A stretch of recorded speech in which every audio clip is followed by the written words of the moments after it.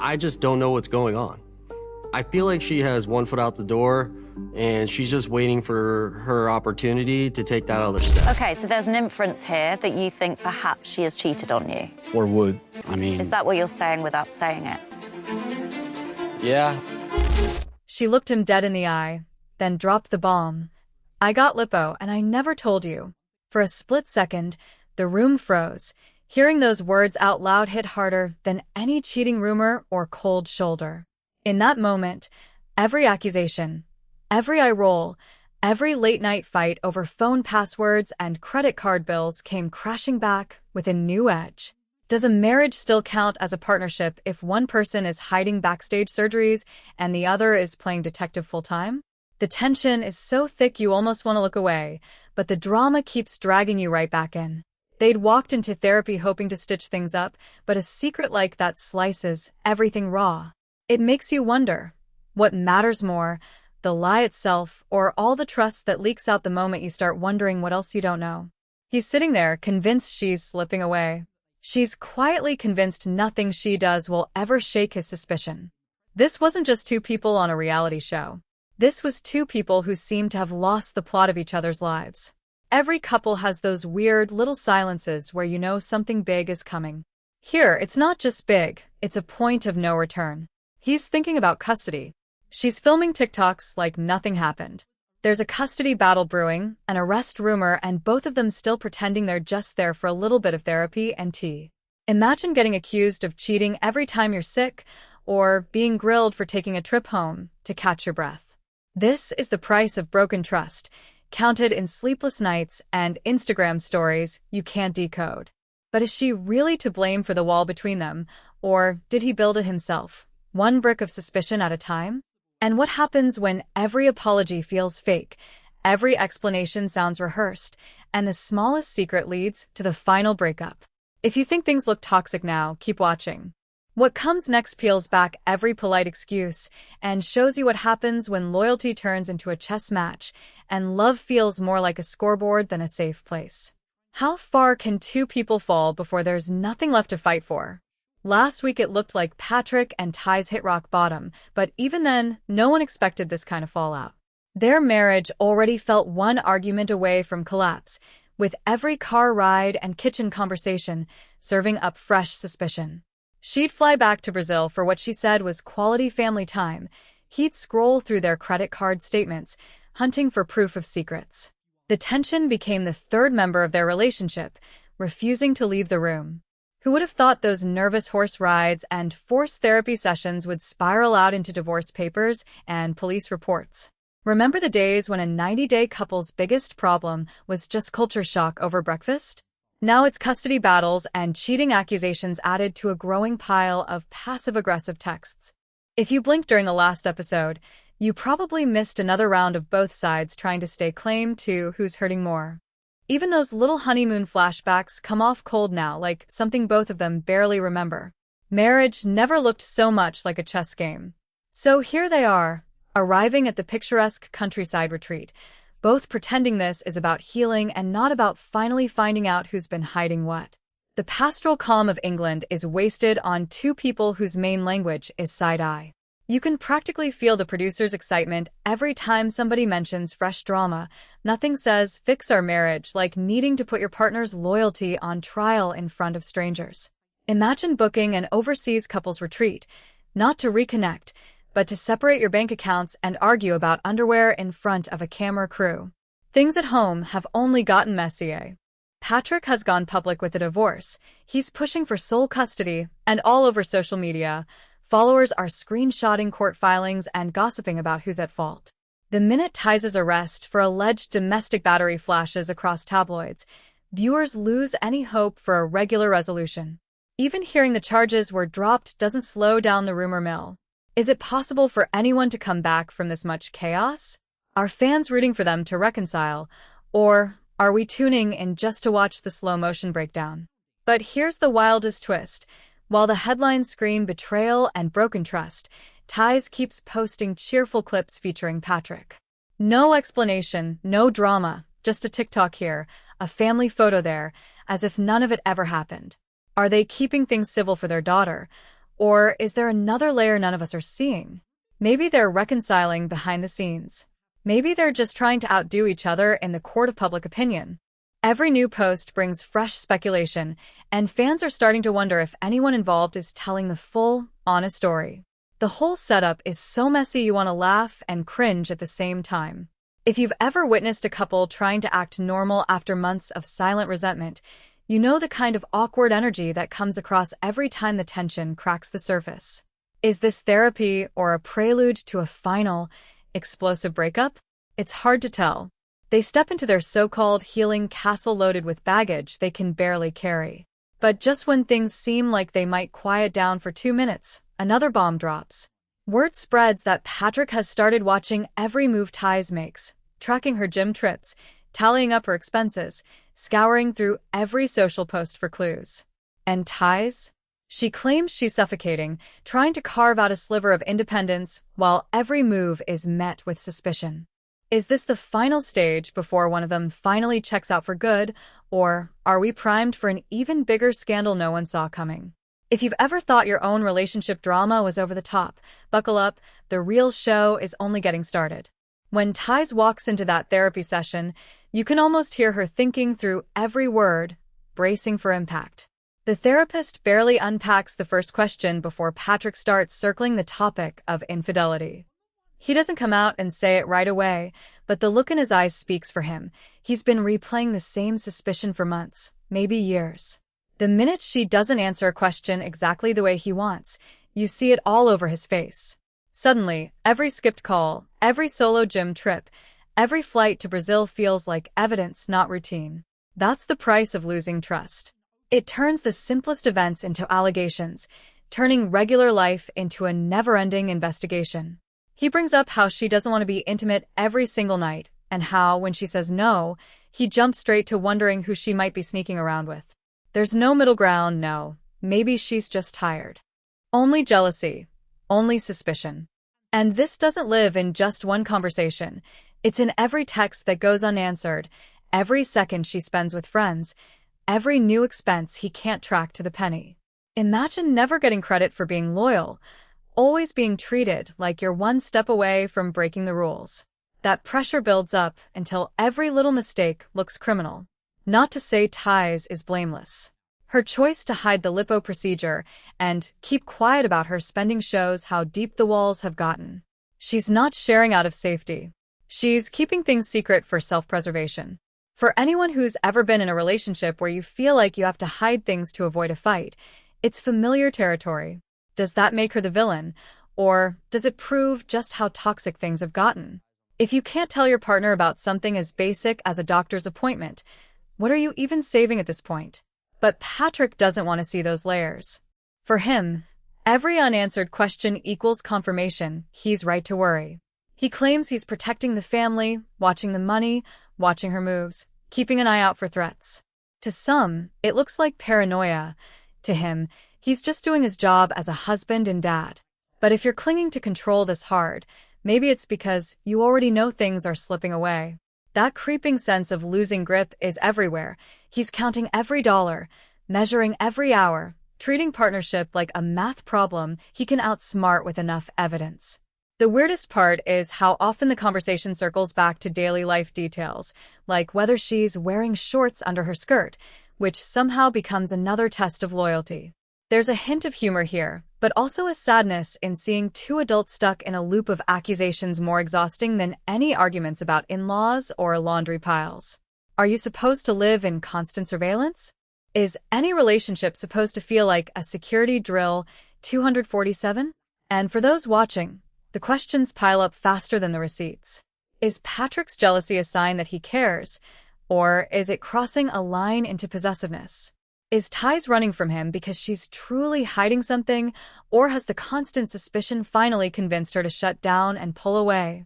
Real talk, if your partner is tracking your every move, are you running because you're guilty or just desperate for air? There's no simple answer, and that's exactly why this dynamic feels as tense as it does. As the therapy session goes on, secrets make their way out into the open. Patrick brings up the big spending, the flights, the time apart, and each mention turns the spotlight on Tais' silence. Watching her squirm when she finally admits to the lipo, it's clear she doesn't even feel safe being honest anymore. Her excuse? She thought telling the truth would only start another fight. In a way, she's not wrong.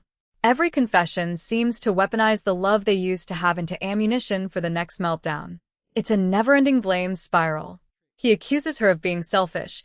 She fires back that he's blind to all the quiet work she does as a mom and partner. And in between, their daughter's happiness keeps getting dragged into the center of the ring. Both swear they want what's best for the family, but their actions tear the whole idea of family to shreds in the process. The irony isn't lost on anyone. They set out for this castle retreat hoping to save their marriage, but every conversation looks more like evidence for the next day in court. At this point, you have to ask, is there a way back from this much broken trust?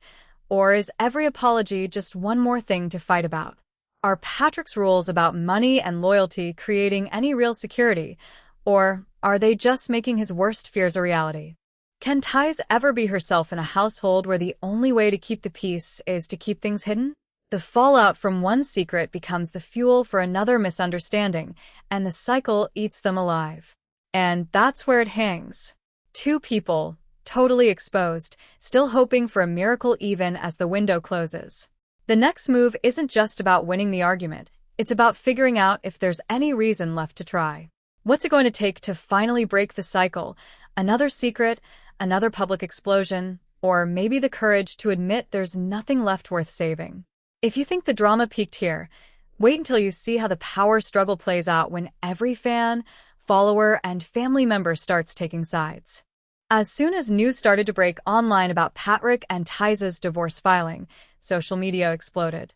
Fans scrambled to piece together what actually happened versus what was filtered through confessional interviews and heavily edited scenes. Reddit threads filled up with screenshots of court documents and wild theories, each more dramatic than the last. Was Tais packing her bags for good, or was she about to pull a 180 and win Patrick back? The Instagram detective work practically turned every follower into a wannabe private investigator. Nobody trusted anything at face value anymore, not even the carefully captioned co-parenting selfies. By midnight, Patrick's official court filing was already circulating. People zoomed in, squinting at every line, wondering why he was demanding sole custody and if something worse was coming. Every detail became a new talking point. The timeline of her trips to Brazil, the credit card lawsuits he was battling, even what friends were liking or unfollowing on each other's accounts. Some fans sided with Patrick, warning each other how dangerous unchecked spending could be in a marriage already under financial stress. Others argued that he was emotionally suffocating Tais, using debt and jealousy as reasons to control her. It became hard to find anyone just rooting for their happiness. It was either Team Patrick or Team Tais, and both sides wanted to be proven right. Then Tais' arrest became public, at least the booking photo did. The charge? Alleged domestic battery that, according to court records, was dropped almost instantly, but try telling that to social media. Within hours, hashtags demanding justice or accountability started trending among the fandom, even as official sources confirmed the matter was closed. But a dropped charge didn't stop influencers from weighing in, reading each moment for hidden signs. Some sympathized, describing the immense pressure both were under as their lives were dissected in real time. Others used it as the final argument about which partner was truly toxic and said the show should never have cast them in the first place. TikTok, meanwhile, became a whole side stage. Tais, still posting cute dance clips with her daughter, sometimes with Patrick blurred in the background, confused everyone. For every follower who cheered, guessing this meant reconciliation, another pointed out the awkward body language and forced smiles, reading each blink like a Morse code. Twitter takes spun themselves into knots, 1 minute saying, maybe they're playing nice for their kid, the next jumping to maybe she's plotting her exit. Every image, every story, every accidental cameo became evidence in a case fans were desperate to solve. It's easy to laugh about how intense it gets, but it says something bigger about how viewers react when private chaos is shared in public. People want answers. They want closure, heroes and villains. They see shadows of their own relationships in the mess, choosing sides, defending choices, pretending love always has a tidy ending if you work hard enough. Influencers run with half-truths because, well, nobody wants to admit most relationships get ugly before they get honest. Fans want a neat split. Life doesn't want to cooperate. But then the reversals start coming. An edited clip leaks showing the couple holding hands during therapy. Instant speculation they're faking the fight for screen time. Next day, mileage receipts get posted. Tais' quick Brazil trip was for a family emergency, not a secret affair. A long-lost friend weighs in on Facebook, swearing Patrick aired his trust issues years ago, way before camera crews ever showed up. Someone else pipes up with a throwback photo, reminding everyone this is a real marriage with a real kid at the center. The heartbreak is genuine, not just for show. So, are we all just watching a bad breakup, or do we get invested because these stories reflect something we know? When your own trust has been broken, when suspicion creeps into small habits, who hasn't scrolled through texts expecting the worst, or kept something to themselves, fearing an argument they can't win?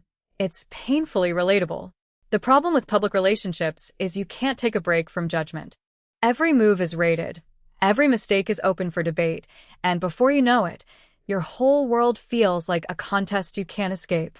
The more the story twists, the less it feels like there's a right answer. Which mistake should matter more? Hiding a surgery or never giving your partner an inch of breathing room? Is love enough to outweigh all the small betrayals? Or do those betrayals pile up until love is the thing you sacrifice just to survive? Ask yourself, would you stay if you felt this trapped, even if your whole life was posted for strangers to judge? How would you forgive a partner who never believes you? Worse, who never lets you believe in yourself? One moment it seems simple, just apologize, just trust again, just start over. But when the world is watching and every moment is replayed and criticized, even your best intentions start to look suspicious. Fans want a winner, but life doesn't hand out trophies here. All anyone can do is pick up the pieces and hope the drama doesn't break the last bit of trust they still have left. Next thing you know, real feelings are lost in the noise, and two people, once so in love, are left wondering how everything they built together wound up as fodder for strangers online. But if you think the storm has blown over, you might want to keep watching. This story still has knives left to twist. There's something off about the way Patrick straightens his shirt before every confessional, as if the right answer is hiding in the folds. On camera, he wants to be the steady one, the provider, the guy trying to hold his family together. It's a performance and a plea. Can love survive if you grip it tight enough? But behind the scenes, public records show a man dealing with more pressure than any one person can carry. Debt lawsuits stack up like unpaid parking tickets, and every financial setback falls on his shoulders. Fans saw him cracking jokes at the retreat, but the truth is he was drowning long before the cameras showed up. Tais presents sweetness to the world, posting filtered stories and family dinners as if the only tension comes from a poorly cooked meal. Her captions tug for sympathy, little hints about missing home, feeling alone, the struggles no one sees. But court calendars and real-world receipts keep breaking through the careful picture. Those last-minute trips to Brazil start as family emergencies, then suddenly extend longer than planned.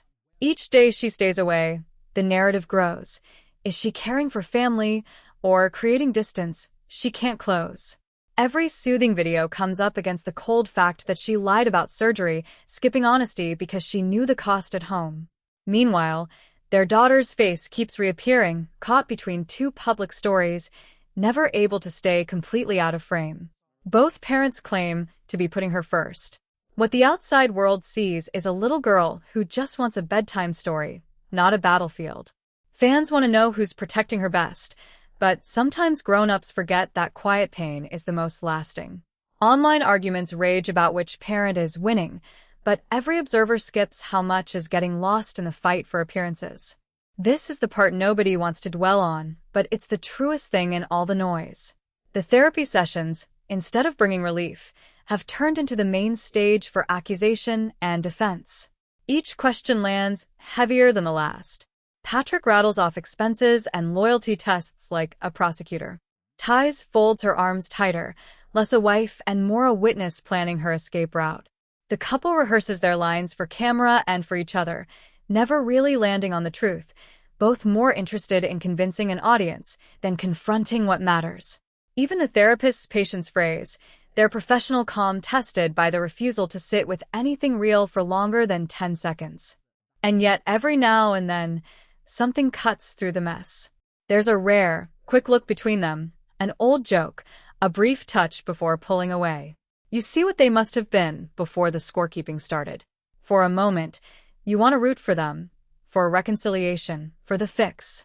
Then Patrick throws an pointed comment about trust, or Tais shrugs off an accusation with sarcasm, and you're reminded that real couples seldom get movie endings. The laughs don't linger. The old warmth flickers, then dies out as fast as it appeared. But the explosions keep coming. Word leaks that Patrick isn't just tallying up expenses. He's also been checking her location history, questioning why certain places keep showing up again and again. Tais fires back, saying the only way to feel free anymore is to keep moving. The more he tries to control, the more she slips out. Friends on social media pick sides, some calling out controlling behavior, others warning about secrets and lies. The hot takes are endless, but every opinion only stiffens the standoff. There's no more room for forgiveness, only for proof and performance. It's a relationship held together by screenshots and calendar reminders. And there, on a rainy English night, their final confrontation won't wait. This isn't just one more fight, it's the moment every unspoken accusation hits the air all at once. Patrick, red-eyed and voice shaking, says he doesn't know this woman anymore. Not the woman he married, not the mother of his child. Tais, quiet but unmistakably angry, tells him he's built a prison out of his own fear, a life she no longer wants to live in. The split isn't dramatic in the way TV loves. It's weary, inevitable, and so much sadder because of it. Then something unexpected, a flash of humanity. On their last morning in the retreat, they sit next to each other in silence. No fighting, no quick lines for the camera. Tais wipes her face, the only sound the rain outside. For a second, they are just two people who failed to carry the weight of broken promises. The anger dulls into tired understanding. But soon enough, duty wins. Patrick gathers up the bags, Tais checks her phone, and they stand up as strangers who once tried to be family. This is their oh wow moment, no winners, no zingers, just the heavy truth that sometimes even love isn't enough. And while the ride home feels final, fans know better. The custody battle isn't over. Every post will be scrutinized, every public event a reminder of what went wrong. But the next move, what happens to them both and to their daughter, won't be decided by a camera or a hashtag. No one online can predict what comes next, and no meme will make the next chapter hurt any less. The fallout isn't just the end of a couple, it is the messy reality after the show fades, when all that's left are the consequences. If you think the story is finished, look again. The real questions are still waiting to be answered. When the car pulls away from the retreat, neither of them looks back. There are no lingering hugs, no last-ditch promises. Just a sense of exhaustion, like both have finished a battle only to realize the real war is beginning outside those castle walls. Patrick's jaw is tight, the face of a man who's decided he won't risk another secret or another heartbreak. Tais keeps her gaze down, knowing every private thought could end up plastered in a headline or twisted into a meme. The air is brittle in that silence. Between them sits more than a suitcase. There's everything left unsaid, years of suspicion piled beside the borrowed umbrella. It's tempting to draw a line, label one as the villain and the other as the victim, but real stories refuse neat edits. On screen, their swipe at reconciliation looked clumsy and tense. Off camera, the truth is worse. There isn't even enough trust left for a proper goodbye. The tension you saw wasn't scripted. It is the residue of unraveling lives, the absolute fatigue of two people who can't agree on what went wrong, or even when it started. For every headline and hot take, the child at the center of this story feels every shift and echo. On social media, the split becomes public property. Their feeds are a carousel of shifting narratives. One day, throwback photos for Father's Day and Mother's Day.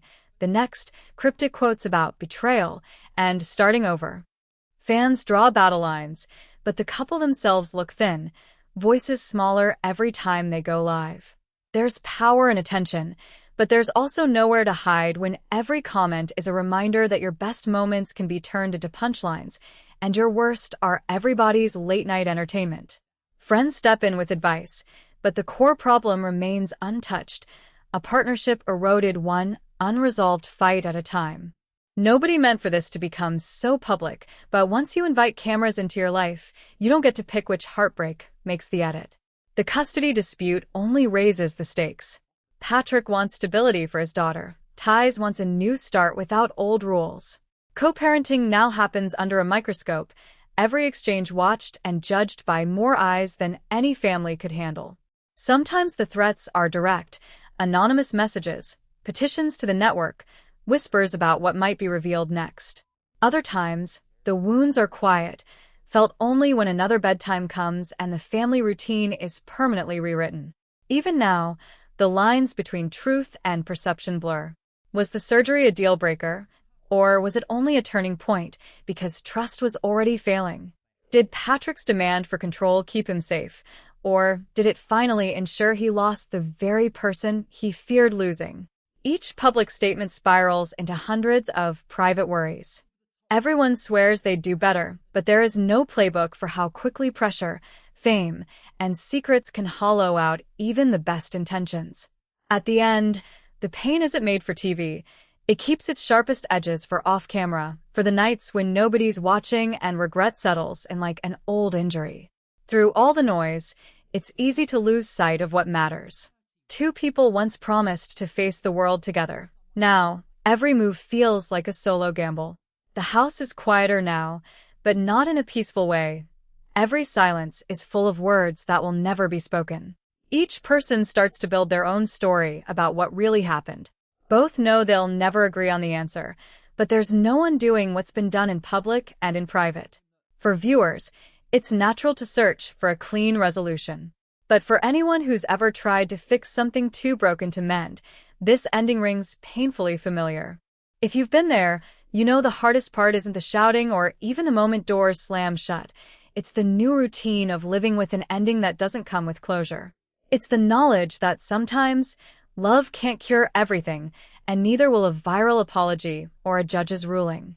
If anything, the constant exposure makes it harder to grieve, harder to begin again. The next chapter for Patrick and Tais isn't a new plotline or even a reunion.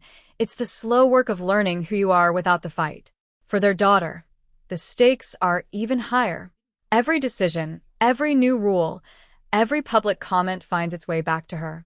If you look close, you'll see that pain doesn't fade with time or with new episodes. It finds new places to hide, new ways to shadow the edges of ordinary days. Here's what's left. Not a happy ending or a satisfying villain reveal, but a quiet, cold aftermath that millions can recognize but nobody ever wants. The mess is still there. Unanswered phone calls, stray toys left at the wrong house, the way both keep their profiles open just enough to invite one last glance. Some nights, the urge to scroll wins.